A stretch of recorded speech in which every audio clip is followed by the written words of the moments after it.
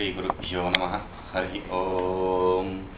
ओम निधाय हृदि विश्वेशं विधाय गुरुवन्दनं बालानां सुखबोधाय क्रियते तर्कसङ्ग्रहः। गुरुवेति அப்போ உபாதி பேதாத் வேற மாதிரி வர்றது பேர். உபாதி பேதத்தினால அதுக்கு பிராணாபான சஞ்ஞாம் லபத்தே அப்படின்னு சொல்லி சொன்னோம். எப்படி பிராண அப்பானன்னு சொல்லி சொல்லிட்டோமே, பிராணன்னா என்ன அப்பானன்னா என்னன்னு சொல்லவே இல்லையே நீங்க அப்படின்னு கேட்கிறாரு. பிராணன்னா என்ன அப்பானன்னா என்ன அதையும் கூட நீங்க பதக்கிருத்தியம் பண்ணணுமே அப்படின்னு சொல்லி சொன்னா சொல்றேன் கேட்டுக்கோங்க. முகநாதிகாபியாம் நிர்கமன பிரவேசனாத் பிராணஹ. மூக்கு மூலியமாகவும் வாயு மூலியமாகவும் உள்ள போறதுனாலும் வெளியே வர்றதுனாலும் அதுக்கு பேரு பிராணன். பிராணன் எதுக்கு பேரு? மூக்கிலிருந்தும் வாய் வழியாகவும் உள்ளேயும் வெளியிலையும் வந்துட்டு போறதுக்கு பேரு பிராணன். ஜலாதேர் அதோ நயனாது அபானக. ஜலாதேர் நீர் முதலியவை நம்ம சாப்பிடுறது, அருந்துறது, குடிக்கிறது இதெல்லாம் கீழே கொண்டு போறதுனால அதுக்கு பேரு அபானன். கீழே கொண்டு போறதுனால புக்த பரிணாமாய ஜாடர அனலசிய சமுன்னயனாத் சமானக. சமானக அப்படின்னு சொல்லி சொன்னா நம்ம சாப்பிட்றத வயிற்றுல ஜாட்டராக்னிய உத்தீபனம் பண்ணணும். ஏன்னா நெருப்பு நல்ல கதகதான் எரியணும்னு சொல்லி சொன்னா என்ன வேணும்? அதுக்கு காத்து இருக்கணும். காத்து இருந்தாதான் நெருப்பு எரியும். அதனால ஏன்னா சாப்பாடு அக்னிகுண்டமே இருக்கு. அக்னிகுண்டத்துல நெய் ஊத்துறாங்க, இல்ல ஹபிஸ் போடுறாங்க. ஹவிஸ் போடணும் அப்படின்னு சொல்லிட்டு உடனே கைப்பிடியா எடுத்து அள்ளி போட்டீங்கன்னு வச்சுக்கோங்க, நெருப்பு அணைஞ்சு போயிடும். அதே மாதிரி நெய் ஊத்துறேன்ட்டு பக்கெட்டா எடுத்து அது மேல ஊத்தினீங்கன்னா அதுவும் அணைஞ்சு போயிடும். நெய் ஜாஸ்தி ஊத்தினாலும் அணைஞ்சு போயிடும். அப்போ நம்ம சாப்பிட்றோம், நிறைய கனாப்னான்னு சாப்பிட்டேன் அப்படின்னு சொல்லி சொல்லும் போது அப்ப கூட இது உள்ள அணையாம எரிஞ்சிட்டு இருக்கு. எது என்ன காரணம் அப்படின்னா இந்த சமான அக்னி காரணமாக. அண்ணாதேர் ஊர்துவநயனாத் உதானக. சாப்பிட்றோம், சாப்பிட்டது சில சமயம் வெளியில வர்றது. அந்த வெளியில வர்றதுக்கு காரணம் என்ன? உதான நாடி முகேஷு பீதனாத் வியானக. வியானன்னு சொல்றது சரீரத்துல சர்வ சரீர வியாபி அப்படின்னு சொல்லி இந்த வியானனுக்கு சொல்லுவாங்க. அதாவது நம்ம என்னத்தை சாப்பிட்றோமோ அது புக்தஸ்ய பரிணாமக, அது மாற்றம் அடைகிறது. சக்தியா மாற்றம் அடைஞ்சு அந்த சக்தியா எல்லா இடத்துக்கும் கொண்டு போறதுக்கு பேர் வியானன். சக்தி எல்லாத்துக்கும் இடத்துக்கு கொண்டு போறது அப்படின்னு சொல்லி சொன்னா இந்த ஃபயர் இன்ஜின் இருக்குல்ல, ஃபயர் இன்ஜின் சர்வீஸ்ல அப்படியே இந்த பைப்பை உருட்டி விட்டுருவாங்க. உருட்டி விட்ட உடனே தண்ணி ஆன் பண்ணுவாங்க. தண்ணி திறந்த உடனே தண்ணி ஃபர்ஸ்ட் வராது. அந்த தண்ணிக்கு முன்னாடி ஒரு சின்ன கேப் காத்து போயிட்டு இருக்கும். ஓபன் பண்ணி கொடுத்துட்டே இருக்கும் அந்த பைப்பை. அதுக்கப்புறம் அதுல தண்ணி வரும். அந்த ப்ரெஷர்ல காத்து ஓபன் பண்ணி கொடுக்கும் அந்த பைப்பை. அதுக்கப்புறம் அதுல தண்ணி பாஸ் ஆகும். அந்த மாதிரி நாடி எல்லாம் அமுங்கி இருக்கும். அந்த அமுங்கி இருக்கிற நாடியை விரிச்சு கொடுத்து ரத்தத்தை அது மூலியமா பாஸ் பண்றதுக்கு காரணம் ஆகிறதுக்கு பேர் என்ன? வியானன். இது கிரியாரூப உபாதி பேதாத் ததா வியாக்ரியத இது அர்த்தः. அப்படி என்னென்ன செயலை செய்யறதோ அந்தந்த செயலுக்கு ஏற்ற மாதிரி அதுக்கு பேர் உண்டாகுது. பிராணாபான ஞான உதான சமான அப்படின்ட்டு. சப்த குணகம் ஆகாசம் தத்தைக்கம் விபும் நித்தியம் ச. சப்த குணகம் ஆகாசம், சப்தத்தை குணமா உடையது ஆகாசம். அந்த ஆகாசம் எப்படிப்பட்டது அப்படின்னா ஏகம், ஒண்ணு, பலது இல்ல, ஒரே ஒரு ஆகாசம் தான். ஏக மாத்திரமான விபு, வியாபிச்சிருக்கிறது. அதே மாதிரி நித்தியம். ஏற்கனவே சொன்ன அந்த பஞ்சபூதத்துல ஆகாசம் தான் பரிணாம நிலையில இல்லாம நித்தியமா இருக்கிறது. மற்றதெல்லாம் பரமாணு நிலையிலிருந்து நித்தியமாகுது. இது பரிமாணம் எதுவுமே மாற்றம் எதுவுமே அடையாம பரமாணு நிலையில ஆகாம நித்தியமா இருக்கிறது. மற்றது பரமாணு நிலையில இருக்கு, பரமாணுல இருந்து துவனுக்கு திருணுக்குனாயி வியாபிக்கிறது. இது அப்படி இல்லை, இதோட நிலையை எப்படி வியாபிச்சிருக்கிறது. அது மாத்திரம் இல்லாம நித்தியம். இது அனித்தியம்னு பேதமே இல்லை ஆகாசத்துக்கு. சப்தேதி சப்த குணம் எத்திய தத்தா. சப்த குணக்கம் அப்படின்னு சொல்லி சொன்னா சப்தமானது எதற்கு குணமாக இருக்கிறதோ அப்படிப்பட்ட விஷயத்துக்கு பேரு ஆகாசம். அப்படிப்பட்ட திரவியத்துக்கு பேரு ஆகாசம். சப்த குணக்கம் அப்படின்னு சொல்லி சொல்ல வேண்டிய அவசியம் என்ன? சப்த குணக்கம் அப்படின்னு சொல்லியிருக்கு ஆகாசம். சப்தம் குணம் உடையது. சப்தோ குணோ யஸ்ய அப்படின்னு சொல்லியிருக்கு. சப்தமானது குணம் எதற்கோ அது ஆகாசம்னு சொல்ல வேண்டிய அவசியம் என்ன அப்படின்னா, இதுல மற்றவங்களுடைய சித்தாந்தத்தையும் இப்படி நைசா நிராகரிக்கிறாரு. என்னன்னா பட்டர்களோட குமாரில பட்டரோட மீமாம்ச சித்தாந்தத்தில் என்ன சொல்றாங்க அப்படின்னு சொல்லிச்சுன்னா, ஆகாசத்தை திரவியம் ஒத்துக்கிறாங்க. இந்த சப்தத்தை திரவியம் ஒத்துக்கிறாங்க. ஆகாசம் நமக்கும் திரவியம் தான், சப்தமும் அவங்க திரவியம் ஒத்துக்கிறாங்க. நமக்கு சப்தம் திரவியம் இல்லை, குணமாயிடுறது. அதனால சப்தம் குணம் எதனுடையதோ அப்படின்னு சொல்லிட்டு அதை நிராகரிக்கிறோம். அசம்பவாரணாய சப்த குண இது உபயம். அப்படி அசம்ப தோஷம் ரெண்டுமே நீக்கிறதுக்கோசரம் சப்தம் குணம் ரெண்டுக்குமே கொடுக்க வேண்டிய அவசியமா இருக்கு. சர்வபூர்த்த திரவிய சம்யோகி. இந்த ஆகாசம் எப்படிப்பட்டது அப்படின்னு சொல்லி சொன்னா எல்லா மூர்த்த திரவியத்தோடையும் சம்பந்தப்பட்டது. மூர்த்த திரவியம்னா எதெல்லாம் ரூபம் உடையதோ உருவம் உடையதோ அந்த உருவமுடைய எல்லா விஷயத்தோடையும் சம்பந்தப்பட்டது இந்த ஆகாசம். மூர்த்தம்னு சொல்லி சொன்ன என்ன, மூர்த்த திரவிய சம்யோகி அப்படின்னு சொல்லியிருக்கு. மூர்த்தம்னா என்ன? ஃபர்ஸ்ட் மூர்த்தம்னா என்ன லட்சணம் பார்ப்போம். மூர்த்தம்னா பரிச்சின்ன பரிமாணவத்துவம் மூர்த்த கிரியாவத்துவம் வா.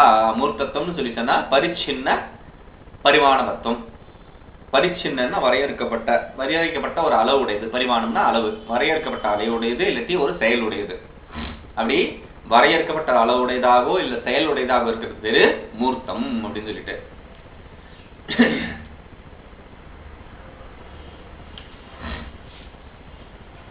அதீதாதி விவகார ஹேது காலஹ சச ஏகோ விபுர் நித்யச்ச. அதீதம் முதலிய விவகாரத்துக்கு காரணமானது காலம். அந்த காலம் எப்படிப்பட்டது? ஏகம் விபு நித்தியம். அதே மாதிரி என்னது, உங்களுடைய ஆகாசம் மாதிரி ஏகோ விபு நித்தியம் மூணுமே இருக்கு இங்கேயும். சரி, அதீத இத்தியாதயோ விவகாரः அதீதோ பவிஷ்யத் வர்த்தமானः இதி இத்தியாத்மகः தஸ்ய அசாதாரண ஹேது கால இத்தியர்த்தः. அதாவது அதீத இத்தியாதி அப்படின்னு சொல்லி சொன்னா என்ன, அதீதம் வர்த்தமானம் முதலியதாக. அதீதம் வர்த்தமானம் முதலியாக அப்படின்னு சொல்லி சொன்னா இதுல விஷயம் என்ன அப்படின்னு பாருங்க. கடந்த காலம், எதிர்காலம், நிகழ்காலம் இந்த மூணு காலத்தையும் குறிக்கிறதா இருக்கிறது. எதுக்கு எந்த விவகாரம் இருக்கோ அந்த விவகாரத்துக்கு பேரு காலம். விவகாரம் அப்படிங்கிறது விவகாரமே ரெண்டு வகையா இருக்கு. ஒண்ணு சப்த பிரயோகமா இருக்கு, இன்னொன்னு ஸ்புரணாத்மகமா இருக்கு, நம்ம நினைவு கூறதா இருக்கு. ஏன்னா அதீதம் அநாகத்தம்னு சொல்லி இந்த நிலையில மாத்திரம் இல்ல நினைவு கூறதாவும் இருக்குது. அப்போ ரெண்டு வகையான விவகாரமா இருக்கு. அப்படி அந்த மாதிரியான விவகாரத்துக்கு காரணமா இருக்கு பேரு காலம். நனு இதம் லட்சணம் ஆகாஷே அதிவியாப்தம் விவகாரத்திய சப்தாத்மகத்வாதி சேத் ஏகோ விபுர் நித்யன்னு சொல்லியிருக்கீங்க. அதே மாதிரி விவகார ஹேத்து அப்படின்னு சொல்லியிருக்கீங்க. ரெண்டுமே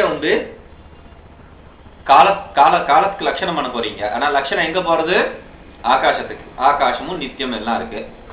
ஆகாசமும் விவகாரத்துக்கு காலமா இருக்கு. அதனால அப்படின்னு சொல்லி சொன்னா அங்க விஷயம் என்ன அப்படின்னா ஹேத்து பதேன நிமித்த ஹேத்தோ விவக்ஷத்வா. நீங்க ஹேத்துன்னு சொன்னது என்னது அப்படின்னா நிமித்த ஹேத்து. அதீதாதி விவகார நிமித்த ஹேத்து, அதுக்கு பேரு காலம். நச்ச ஏவம் கண்டதால்வாதி அபிகாத்தே அதிவியாப்தி வாச்சியம்.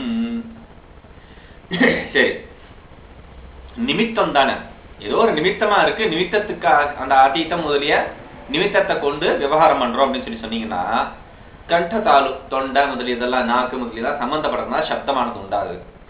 அப்ப அதுவும் கூட அதீதம் சொல்லும் போது வாயும் கூட பிரயோகமா இருக்கு.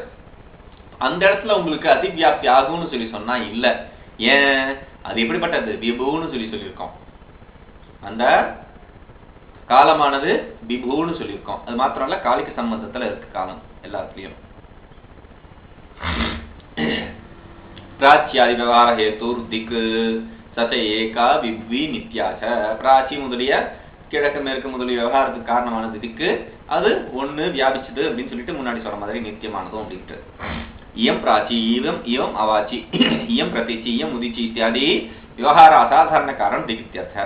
அப்படி இது கிழக்கு, இது மேற்கு, இது வடக்கு, இது தெற்கு அப்படின்ட்டு இந்த மாதிரியான விசேஷமான விவகாரத்துக்கு இது காரணமா இருக்கோ அதுக்கு பேரு திக்கு அப்படின்ட்டு.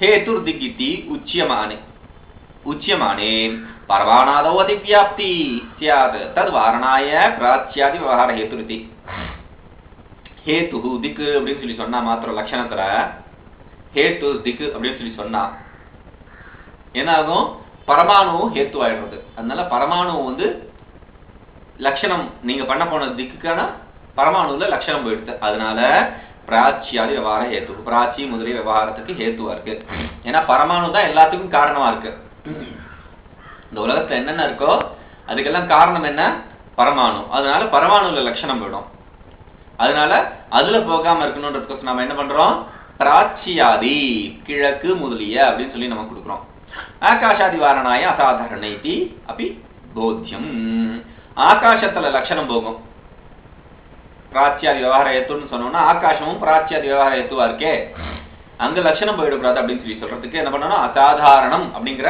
அங்க ஒரு பதத்தை கொடுக்கணும் பிராச்சியாதி விவகார பிராச்சியாதி அசாதாரண விவகார ஹேத்து அப்படின்னு சொல்லி கொடுக்கணும் இங்கேயும் நிமித்தம் தான் அப்படின்னு புரிஞ்சுக்கணும் நிமித்த ஹேத்து அப்படின்னு சொல்லிட்டு ज्ञानाधिकरणम आत्मा सा द्विविधः परमात्मा जीवात्मा चेते तत्र ईश्वरः सर्वज्ञः परमात्मा एकेव जीवात्मा प्रति शरीरम भिन्ना विभुः नित्याश्च அப்படின்னு சொல்லிட்டு ஆத்மா பத்தி விசாரம் பண்ணினோம் ஆத்மா எப்படிப்பட்டது ரெண்டு வகைப்பட்டது ஆத்மா வந்து ஞான அதிகரணம் ஞானத்துக்கு ஆதாரமா இருக்கிறது அது ரெண்டு வகைப்பட்டது ஒண்ணு ஜீவாத்மா இன்னொன்று பரமாத்மான்னு சொல்லிட்டு பரமாத்மா ஒண்ணு வியாபிச்சிருக்கிறது நித்தியமானது ஜீவாத்மா எப்படிப்பட்டது பிரதி சரீரம் பின்னம் அதுவும் வியாபிச்சிருக்கிறது தான் ज्ञान अधिकरणेति भूतलादि कारणाय ज्ञानेति तो ज्ञान अधिकरणम आत्मानु சொல்லாம அதிகரணம் ஆத்மான்னு சொல்றேன் நான் ஆத்மா என்னது அதிகரணம் அப்படின்னு சொல்லி சொல்றேன் அதிகரணம்னா ஆதாரம் இப்போ பானைக்கு ஆதாரம் என்ன பூதலம் பிருத்திவி நிலம் பானை எங்க வச்சிருக்கீங்க பூதலத்துல நிலத்துல அப்போ நிலமானது பானைக்கு ஆதாரம் அப்ப என்ன ஆயிடுறது நீங்க லட்சணம் பண்ண போனது ஞான ஆத்மாக்கு ஆனா லட்சணம் போனது நிலத்துல ஏன்னா அதுவும் அதிகரணம் அதுவும் ஆதாரம் எல்லாத்துக்கும் நம்மளை தாங்கி நிக்கிறது இந்த நிலம் தான் அப்படிங்கறதுனால நிலம் எல்லாத்துக்கும் ஆதாரம் ஆயிடுறது அதிகரணம் ஆயிடுறது அதனால என்ன பண்ணணும் ஞானம் அப்படிங்கிற பதத்தை கொடுக்கணும் ஞானத்துக்கு அதிகரணம் ஆத்மா மாத்திரம் தான் ஞானத்துக்கு ஆதாரமா இருக்கிறது ஆத்மா மாத்திரம் தான் வேற ஒண்ணுமே இல்லை அதனால அது நிராகரிக்கிறது காலாதிவாரணாய சமவாயேன இத்யபி தேயம் காலம் முதலியது ஞான அதிகரணம்னு சொல்லி சொன்னா ஞான காலமும் அங்க இருக்கு காலம் எல்லாத்தோடையும் சம்பந்தப்பட்டிருக்கு காலிக்க சம்பந்தத்தோட அதனால என்ன பண்ணணும் நீங்க சமவாயின ஏன்னா பிரிக்க முடியாத சம்பந்தம் ஞானம் ஆத்மாவோட சம்பந்தப்பட்டது எப்படி பிரிக்க முடியாத சம்பந்தம் ஞானம் ஆத்மாவுக்கு அதிகரமா இருக்கு அப்படின்னு சொல்லி சொன்னா ஆத்மா வந்து ஞானத்துக்கு அதிகரமா இருக்கு அப்படின்னா அது பிரிக்க முடியாத சம்பந்தத்துல இருக்கு ஆனா காலம் காலிக்க சம்பந்தத்தோட இருக்காங்க காலம் காலிக்க சம்பந்தத்தோட ஆத்மால இருக்கு ஞானம் சமவாய சம்பந்தத்துல ஆத்மால இருக்கு அதனால ஞானமும் இருக்கு காலமும் இருக்கு ஆத்மாவோட சம்பந்தப்பட்டிருக்கு அப்ப நீங்க காலத்தை நிராகரிக்கணும் அப்படின்னு சொல்லி சொன்னா சமவாய சம்பந்தேன அப்படின்னு சொல்லி கொடுக்கணும் சமவாயேன அப்படின்ட்டு அப்போ சமவாயேன ஞான அதிகரணம் ஆத்மா அப்படின்னு சொல்லிட்டு லட்சணம் ஆயிடுறது ஈஸ்வர சமவாய சம்பந்தேன நித்திய ஞானவான் ஈஸ்வர அப்படி சமவாய சம்பந்தம் பிரிக்க முடியாத சம்பந்தத்தினால சம்பந்தத்தோட நித்தியமா ஞானமுடையவன் ஈஸ்வரன் ஜீவைத்தி சுகாதி சமவாய காரணம் ஜீவைத்தியர்த்த சுகம் முதலியதுக்கெல்லாம் சமவாய காரணமா அதாவது பிரிக்க முடியாத சம்பந்தத்தோட சுகம் முதலியதோட சம்பந்தப்பட்டவனா இருக்கிறவன் ஜீவன் சுகம் சுகாதி அப்படிங்கறதுனால சுகம் துக்கம் எல்லாமே அனுப்புறது அதனால்தான் ஈஸ்வரன் எப்படி உங்களுக்கு தெரியும் அந்த மாதிரி அப்படின்னு சொல்லிட்டா உதாரணம் இருக்கு சமவாய சம்பந்தன் நித்திய ஞானவான் ஈஸ்வரன் சொல்லிட்டீங்களே நித்தியமா ஞானமுடையவன் நம்ம எப்படி ஈஸ்வரன் நித்திய ஞானவான் அப்படின்னு தெரியும் உங்களுக்குன்னா வேதத்துல சொல்லியிருக்கு எஸ் சர்வஜ்ஞ சர்வவித்து அப்படின்னு சொல்லிட்டு சர்வஜன் சர்வவித்துன்னு அவனை பத்தி ஈஸ்வரன் பத்தி சொல்லியிருக்கு அதனால நமக்கு அது மாத்திரம் இல்ல ஈஸ்வரன் ஒருத்தன் இருக்கானே அப்படின்னு சொல்லிட்டு எப்படி தெரியும் அப்படின்னு கேட்டா ஈஸ்வரன் வந்து ஒரு அனுமானத்தினால பண்ணலாம் என்ன க்ஷித்யங்குராதிகம் கர்த்திருஜன்யம் காரியத்வாத் அப்படின்னு சொல்லிட்டு கடவது அதாவது க்ஷித்யங்குராதிகம், செடி கொடி எல்லாமே காரியஜன்யம், ஒரு காரியத்தினால உண்டாரு, கர்த்திருஜன்யம் ஒரு கர்த்தானால உண்டாக்கப்பட்டதா இருக்கணும். எப்படின்னா பானை மாதிரி, பானை எப்படி ஒருத்தரால உண்டாக்கப்பட்டதோ அந்த மாதிரி இந்த செடி கொடி எல்லாம் ஒருத்தனால உண்டாக்கப்பட்டதா தான் இருக்கணும். தானே எப்படி வளரும்? அது தானே எங்கேருந்து வந்தது? அது அதனுடைய இருப்புக்கு யாரோ ஒருத்தர் காரணமா இருக்கணும். அந்த ஆள் யாரு? அதோடைய வளர்ச்சிக்கு, அது இருப்புக்கு காரணமானவர் யார் அப்படின்னு கேட்டா அவர் தான் ஈஸ்வரன் அப்படின்னு சொல்லிட்டு ஈஸ்வரனுக்கு ஒரு பிரமாணமான ஒரு அனுமானத்தை கொடுத்துடுறாங்க.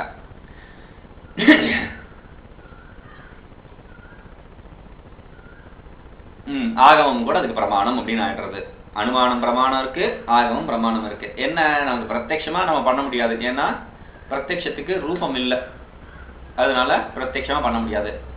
அனுமானம் பண்ண முடியாதுன்னு சொல்லி சொல்லுவான் திருப்பியும், ஏன்னா லிங்கத்தை வச்சுருந்தா நீங்க அனுமானம் பண்ண முடியும். பிரத்யட்சமா நீங்க எந்த லிங்கத்தையும் பார்க்கலையே, ஏதாவது ஒரு லிங்கத்தை ஏதாவது குறிய பார்த்துட்டு தான் அனுமானம் பண்ண முடியும். ஏதாவது புகை இருக்கிறதுனால நெருப்பு இருக்குன்னு நீங்க அனுமானம் பண்றீங்க. இங்க ஈஸ்வரன் இருக்கான்றதுக்கு என்ன அனுமானம் பண்ண முடியும்? ஈஸ்வரனோட எந்த ஒரு பாட்டும் பாகமும் நமக்கு தெரியாதே அப்படின்னு சொல்லி சொன்னா அப்படி இல்ல. இந்த காரணத்தை வச்சு, இந்த அனுமானத்தை வச்சு நம்ம பண்ண முடியும். அதாவது எல்லாமே செடி கொடி எல்லாம் வளர்றதுக்கு காரணம் அது ஏதோ ஒருத்தனால உண்டு பண்ணப்பட்டது, பானை மாதிரி அப்படின்னு சொல்லிட்டு இந்த அனுமானத்தை வச்சு என்னால ஈஸ்வரன் நிரூபிக்க முடியும். ஆகமும் கூட சொல்றது சர்வஜன் சர்வித்து, அப்படிப்பட்ட ஈஸ்வரன் இருக்கான், அவன் தான் எல்லாத்தையும் சிருஷ்டி பண்ணான். சைக்ஷத பகுத்யாம் பிரஜா ஏ, நாம் அவ பார்த்தானா எல்லாத்தையும் உண்டு பண்ணணும் அப்படின்னு சொல்லிட்டு, ஆத்மா ஆகாஷ சம்பூதக அப்படின்னு சொல்லிட்டு பல பிரமாணங்கள் இருக்கு. இந்த ஈஸ்வரன்ல இருந்து சிருஷ்டியானது உண்டானதுன்னு ஆகமத்துல, வேதத்துல.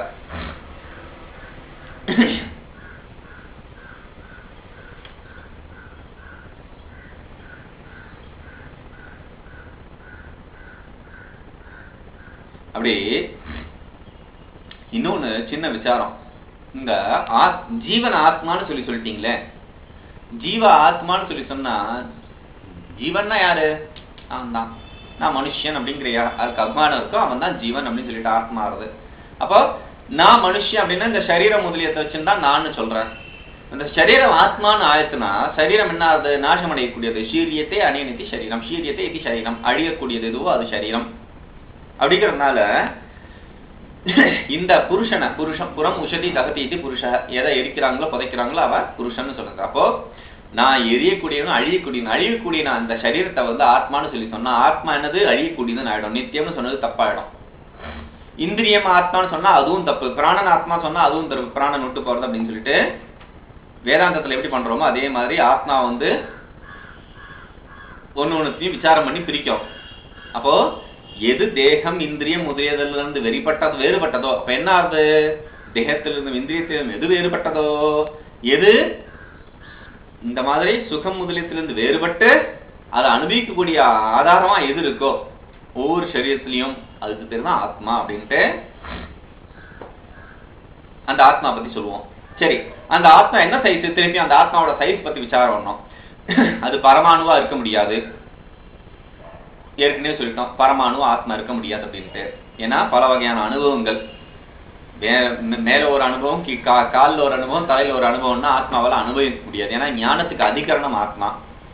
அப்போ அந்த அனுபவமானது உண்டாக முடியாது பரமாணு சைஸ்ல இருந்ததுன்னா. மத்திய பரிமாணமா இருந்ததுன்னா எலியிலிருந்து ஆத்மா யானைக்கு போச்சு அப்படின்னு சொல்லி சொன்னா ஆத்மா சின்னதா இருக்கும். இல்ல யானையில இருக்கிற ஆத்மா எறும்புக்கு வந்ததுன்னு சொல்லி சொன்னா வெளியில படர்ந்துருக்கும், அந்த எறும்பால தூக்கிட்டே போக முடியாது, அந்த ஆத்மாவே தூக்கிட்டு போக முடியாது, அந்த கஷ்டம் வந்துடும். அதனால அப்படின்றதுக்கோசரம் நீங்க என்ன பண்றீங்க? ஆத்மா எலாஸ்டிக் மாதிரி எந்த சரீரத்துக்கு போறதோ அந்த சரீரத்தோட ஃபிட் ஆயிடும், அந்த சரீர சைஸ்க்கு வந்துடும் அப்படின்னு சொல்லி சொன்னா அதுவும் தப்பு. ஆத்மா மாற்ற முடியாது அப்படின்னு ஆறதுனால ஆத்மா அனித்தியமாயிடும்.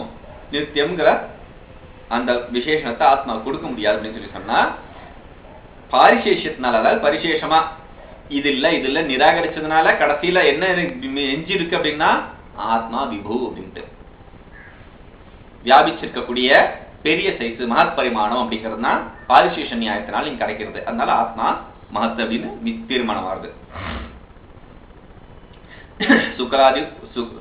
சுகாதி உபலப்தி சாதனம் இந்திரியம் மனஹ தச்ச பிரத்யாத்மனி நியதத்வாத் அனந்தம் பரமாணு ரூபம் நித்தியம் ச. சுகாதி உபலப்தி சாதனம் இந்திரியம் மனஹ, சுகம் முதலிய அனுபவிக்கிறதுக்கான சாதனமா இருக்கிற இந்திரியத்துக்கு பேரு மனசு.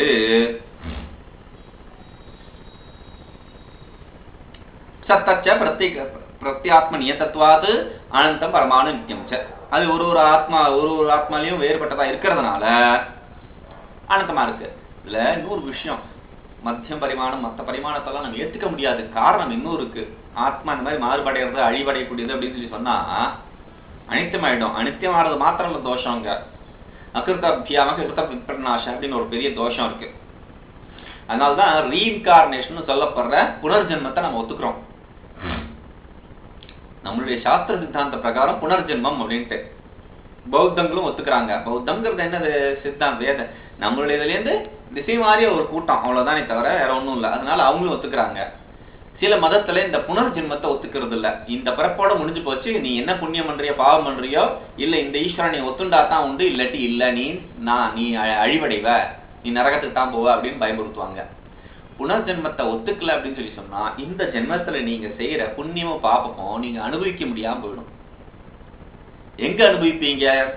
ஒரேடியா போய் நரகத்துல போய் தான் அனுபவிக்கணும், இல்ல சொர்க்கத்தை போய் தான் அனுபவிக்கணும் இங்க செய்யற புண்ணிய பாப்பத்தினால அப்படின்னு சொல்லி சொன்னா என்ன ஆயிடும்? ஈஸ்வரன் கொடுங்கோல் ஆட்சி புரியவனா ஆயிடும், டிக்டேட்டரா ஆயிடுவான். அப்படிப்பட்ட ஈஸ்வரன் நம்ம ஒத்துக்க முடியாது. அதனால என்ன சொல்றோம்? நம்மளுடைய புண்ணிய பாப்பத்தை நமக்கு ஏத்த புண்ணிய பாபத்துக்கு ஏத்த மாதிரி பலனை கொடுக்கறவன் தான் ஈஸ்வரன் அப்படின்னு சொல்லிடுறோம். அப்போ நாம செஞ்ச புண்ணிய பாபத்தை நாம அடையணும் அப்படின்னு சொல்லி அந்த அகிருத்த அபியாகம கிருத்த விப்ரநாசம் அப்படிங்கிற தோஷம் என்னது? அகிருத்த அபியாகம. நீங்க என்ன புண்ணிய பாபம் செய்யலையோ அதெல்லாம் உங்க தலையில வந்து விழும். ஏன்னா நான் இதுக்கு முன்னாடி பிறக்கல, இதான் என்னோட ஃபர்ஸ்ட் பிறப்பு. நான் நல்ல பணக்கார வீட்டுல பிறக்காம ஏழை வீட்டுல பிறக்கிறேன். நல்ல படிப்பு அடையக்கூடிய எனக்கு சூழ்நிலை இல்லாம ரொம்ப படிக்க முடியாத ஒரு சூழ்நிலை உண்டாருது. இல்ல நான் ரொம்ப மோசமான நிலைமையில இருக்கேன், வியாதி இருக்கு. இதுக்கெல்லாம் காரணம் அந்த ஈஸ்வரன் தான் அப்படின்னு கொடுங்கோல் வந்துடும்.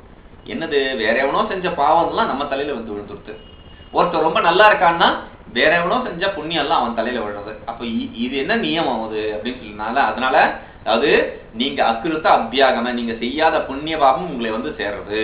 கிருத்த விப்ரநாசம் அப்படின்னா நீங்க செஞ்ச புண்ணிய பாபம் அழிஞ்சு போறது அனுபவிக்காம. அதனால இதுல எந்த பிரயோஜனமும் இல்லை, புண்ணிய பாபம் செய்யறதுல எந்த பிரயோஜனமும் இல்லை அப்படின்னு ஆயிடுறது. அதனால நீங்க நல்ல வேலையா செய்ய வேண்டிய அவசியமே இல்லை, என்னமாவது செஞ்சுட்டு போனோம். ஏன்னா இந்த நான் அனுபவிக்க போறதுல அப்புறம் என்ன அப்படின்ற ஒரு நிலைமை வந்துடும். அதனால அந்த ஆத்மா வந்து வியாபிச்சவன்னு சொல்லி சொல்லணும். சுக்காதி உபலப்தி மன இந்திரியா அப்படின்னு சொல்லியிருக்கு. சுகேதி ஆத்மன சயோகாதி வாரணாய இந்திரியம் இது. சுகாதி உபலப்தி சாதனம்னு சொல்லிட்டாங்கன்னா என்ன ஆயிடுறது? ஆத்மாவும் மனசும் சேர்றதுனால அந்த சுகாதி உபலப்தி உண்டாருது. அந்த அனுபவமானது உண்டாறதுக்கு காரணம் என்ன? சுகத்தை நீங்க அனுபவிக்கிறீங்கன்றது காரணம் என்ன? ஞானம் தான். அந்த ஞானமானது எப்படி உண்டாக முடியும் அப்படின்னு சொல்லி சொன்னா ஆத்மாலதான். ஆத்மா இது ஞான அதிகரணம். அப்போ ஆத்மாவும் மனசும் சேரும் பொழுது அந்த இடத்துல அந்த சுகம் முதலிய அனுபவங்களான உண்டாருது. அதனால நீங்க பண்ண போன லட்சணம் மனசுக்கு, ஆனா போனது ஆத்மால. அதனால என்ன பண்ணுவீங்க? அந்த சம்யோகத்துல, ஆத்மான சம்யோகத்துல. அதனால என்ன பண்ணணும்? இந்திரியம் அப்படிங்கிற பதத்தை கொடுத்தாங்க. சக்ஷுராதி வாரணாய் சுகேதி. சரி, இந்திரியம் மனஹ அப்படிங்கிறது கொடுங்களா? சுகாதி உபலப்தி சாதனம் அப்படிங்கிறது கொடுக்கணும் அப்படின்னு கேட்டா இந்திரியம் கண்ணு மூக்கு வாயு முதலியதெல்லாம் கூட நீங்க செய்ய போன லட்சணம் மனசுக்கு, ஆனா லட்சணம் போனது மற்ற இந்திரியங்கள்ல. அதனால சுகம் முதலியதை அனுபவிக்கக்கூடிய சாதனமா இருக்கிறது அப்படின்னு சொல்லணும். கண்ணு முதலியதான் அனுபவிக்கக்கூடிய சாதனம் இல்ல, அதெல்லாம் அடையக்கூடிய சாதனம். சுகம் முதலியதெல்லாம் அடையக்கூடிய சுக விஷயங்களை அடையக்கூடிய சாதனம். இது சுகமான விஷயம் துக்கமான விஷயம் அதால தீர்மானம் கூட பண்ண முடியாது. விஷயத்தை அடைஞ்சு கொண்டு போய் மனசுக்கு கொடுக்குது. மனசு ஆத்மாவும் மனசும் சயோகம் ஆகிறதுனால அதை அனுபவிக்கிறோம். ஆத்மாவும் மனசும் சேர்றதுனால அந்த சுகத்தையும் துக்கத்தையும் அனுபவிக்கிறோம். அப்போ அந்த விஷயத்தை நான் அடையக்கூடியதுக்கு காரணம் எது அப்படின்னா மனசு தான். அது சுகமா துக்கமா அப்படிங்கிறத பிரிச்சறியக்கூடியதுக்கு காரணம் என்ன? மனசு. பட் மனசுக்கு லட்சணம் என்ன சொல்லுவோம் அப்படின்னு சொல்லி ஸ்பர்ஷ ரஹிதத்வே சரி கிரியாவத்வம் அப்படின்னு சொல்லுவோம். மனசுக்கு லட்சணம் மனசு என்னது? இந்த லட்சணத்தை காட்டிலும் வேற நல்ல லட்சணம்லாம் இருக்கு. தீபகாரரே சொல்றாரு என்ன அப்படின்னா ஸ்பர்ஷ ரஹிதத்வே சதி. மனசுக்கு ஸ்பர்ஷம் இல்லை, மனசு ஒரு உருவமே இல்லை, ஆனாலும் செயல்பாடு உடையது. பாருங்க, மனசு என்னோட மனசு ரொம்ப மோசமா இருக்கு, என்னோட மனசு ரொம்ப மோசமா இருக்கு அப்படின்னு சொல்லி சொன்னா எங்க மனசை எடுத்துக்காமி நான் அதை சரி பண்ணி கொடுக்குறேன் உனக்கு அப்படின்னு கேட்போம். மனசு எடுத்துக்காமீங்கன்னா எடுத்துக்காங்க முடியாது. மனசு எங்க இருக்கு? இங்க இருக்கா? தலையில இருக்கா மனசு? புத்தி, நம்மளோட புத்தின்னு சொல்றோமே, அந்த மூளையில இருக்கா? தெரியாது. ஹிருதயம் புத்தியை கேட்காத, உன்னோட இதயத்தை கேளு அப்படின்னு நல்ல நல்ல டயலாக் எல்லாம் சினிமால கொடுத்துட்டு போயிடுவோம். இப்போ இதயத்துல இருக்கா அவங்களோட மனசு? தெரியாது. ஏன்னா புத்தி வேலை செய்யும் போது மனசு இருக்கு, இதயம் வேலை செய்யாத போது மனசு இல்ல. இப்போ இதயம் தாறுமாறா வேலை செய்யும் போதும் மனசு இருக்கு, மனசு எல்லா நேரத்திலும் இருக்கு. அப்போ இந்த மனசு எங்கத்தான் இருக்கு அப்படின்ற விசாரம் பண்ணி பாத்தீங்கன்னு வச்சுக்கோங்க, ஸ்பர்ஷ ரஹிதத்வே சதி, தொட்டு இதுதான் மனசுன்னு காமிக்க முடியாது. இருந்தாலும் மனசோட வேலை மாத்திரம் நடக்கிறது. கிரியாவத்துவம்னு சொல்லியிருக்கு. ஏன் அப்படின்னா பாக்குறோம் என் மனசு சரியில்லை அப்படிங்கிறோம், நம்மளோட புத்தி சஞ்சலம் ஆயிடுறது. அதெல்லாம் வச்சுட்டு அது செயல்பாடை நம்ம அனுபவிக்க முடியாது, இன்பத்தையோ துன்பத்தையோ நம்மளால அனுபவிக்க முடியாது. அதனால ஸ்பர்ஷ ரஹிதத்வே சதி கிரியாவத்துவம் அப்படின்னு மனசுக்கு லட்சணம் கொடுக்குறோம்.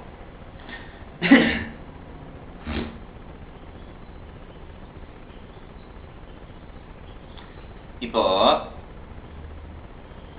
பிரத்யாத்ம நியதத்துவாது அனந்தம் அப்படின்னு சொல்லியிருக்கு.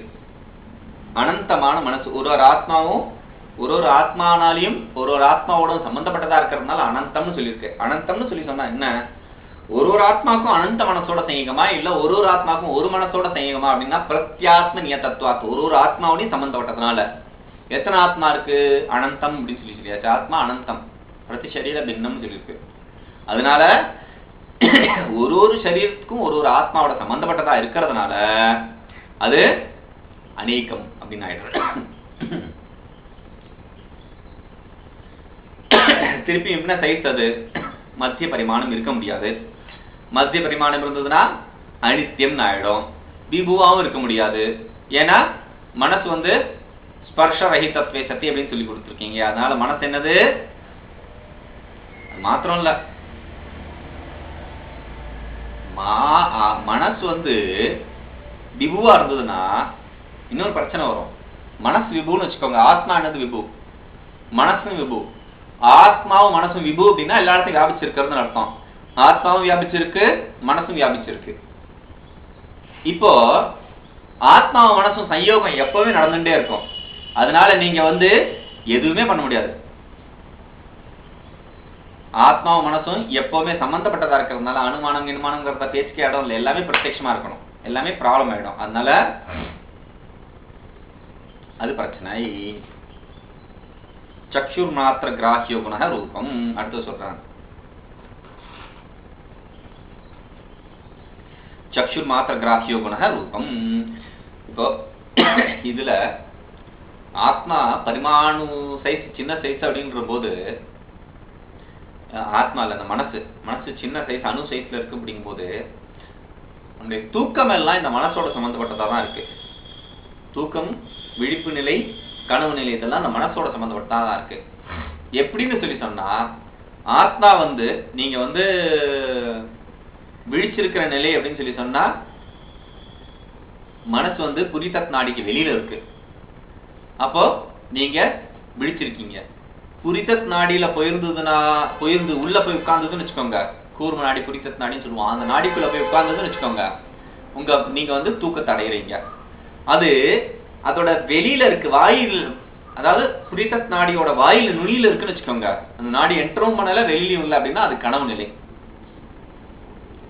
புரிதத் நாடிக்குள்ள போயிடுச்சுன்னா தூக்கம், புரிதத் நாடி வெளியில இருந்ததுன்னா அது விழிப்பு, புரிதத் நாடியோட வாயில் நுனியில இருந்து அந்த வாயில இருந்ததுன்னா அது கனவு அப்படின்ட்டு பேதமாறுது. चक्षुर मात्र ग्राह्यो गुणः रूपं तच्चुक्ल नील पीत रक्त हरित कपिश चित्र भेदात् सप्तविधं पृथ्वी जलमात् तेजो वृत्तिः तत् पृथिव्यां सप्तविधं अभास्वर शुक्लं जले भास्वर शुक्लं तेजसी. அப்போ சக்ஷு மாத்திரம் கிராஹ்ய குண ரூபம். சக்ஷுனால மாத்திரம், கண்ணுனால மாத்திரம் கிரகிக்கக்கூடிய விஷயத்துக்கு பேரு ரூபம்னு சொல்லிட்டார். ரூபத்வாதி வாரணாய குணபதம். சக்ஷுர் மாத்திர கிராஹ்ய ரூபம் அப்படின்னு சொல்லிட்டா போதுமே. சக்ஷுர் மாத்திர கிராஹ்ய குண ரூபம்னு சொல்ல வேண்டிய அவசியம் என்ன அப்படின்னா, குணத்துவம் அதுல லட்சணம் போயிடும். நீங்க பண்ண போனது குணத்துக்கு, ரூபத்துக்கு. ஆனா அந்த ரூபத்துவத்திலையும் போயிடும் லட்சணம். அதனால ரூபத்துவத்துல போகாம இருக்கணும்ன்றதுக்கோசரம் குணஹ, ரூபம் வந்து குணம் அப்படிங்கறதுனால ரூபத்துவம் போகாம இருக்கணும். ரசாதி வாரணை சக்ஷுர் மாத்திர கிராஹி. சரி, சக்ஷுர் மாத்திர கிராஹியம் சொல்லாம கிராஹ்யோ குணஹ ரூபம் அப்படின்னு சொல்லிட்டீங்களா? சக்ஷுர் மாத்திர அப்படிங்கிற பதத்தை விட்டுட்டு கிராஹ்ய குணஹ ரூபம் அப்படின்னு சொல்லிட்டு வச்சீங்கன்னு வச்சுக்கோங்க. என்னாகும்? கிரகிக்கப்படும் குணமானது ரூபம்னு சொல்லி சொன்னா சுவையும் கிரகிக்கப்படும் குணம் தான், சத்தமும் கிரகிக்கப்படும் குணம் தான். அப்படி மத்த எல்லா இந்திரியத்தினாலும் கிரகிக்கப்படக்கூடிய எல்லா குணத்திலையும் அதிவியாப்தி ஆயிடும். அதனால என்ன பண்றீங்க நீங்க? சக்ஷுர் மாத்திரை, கண்ணுனால மாத்திரம் அப்படின்னு சொல்லிட்டாங்க. அந்த சக்ஷுர் மாத்திரை அப்படிங்கிற பதம் கொடுக்க வேண்டியது இருக்கு. சங்கியாதி வாரணாய் மாத்திர பதம். சக்ஷுர் கிராஹ்ய குணஹ அப்படின்னு சொல்லிட்டா போதுமே, கண்ணுனால மாத்திரம் தானே தெரிய போறது. அதனால சக்ஷு கிராஹ்ய குணஹ ரூபம் அப்படின்னு சொல்லிட்டா போதுமே. மாத்திரங்கிற பதமே வேண்டாமே. இங்க கண்ணு கிரகிக்கக்கூடிய விஷயத்துக்கு பேர் ரூபம்னு சொல்லி சொன்னா 1 2 3 எத்தனை? 4. இது 5. எப்படி உங்களுக்கு தெரியும்? 5 விரலை காமிச்சா 5, 4 விரலை காமிச்சா 4ன்ட்டு. நீங்க அந்த விரலை எந்திரீங்க. இப்போ இதுவும் கண்ணுனால பார்க்கப்படக்கூடியதுதான், எண்ணிக்கையும் கண்ணுனால பார்க்கப்படக்கூடியதுதான். அதுல போயிடக்கூடாது அப்படிங்கிறதுக்கோசம் நீங்க என்ன பண்றீங்க? மாத்திரம் அப்படின்னு சொல்றீங்க. ஏன்னா இந்த விரலை காமிச்சீங்கன்னு வச்சுக்கோங்க, தொட்டு தொட்டு தொட்டு தொட்டு எண்ணிடலாம். இந்த கிராமத்துல எல்லாம் என்ன பண்ணுவாங்க? துண்டை போட்டு கையை 2 பேரும் கையை உள்ள விட்டு விரலை பிடிச்சு விவகாரம் பண்ணுவாங்க. எத்தனை ரூபாய்க்கு விற்கிறேன், எத்தனை ரூபாய்க்கு வாங்குறான் மாட்டை அப்படின்றதுக்கு, ரகசியத்துக்கோசரம்.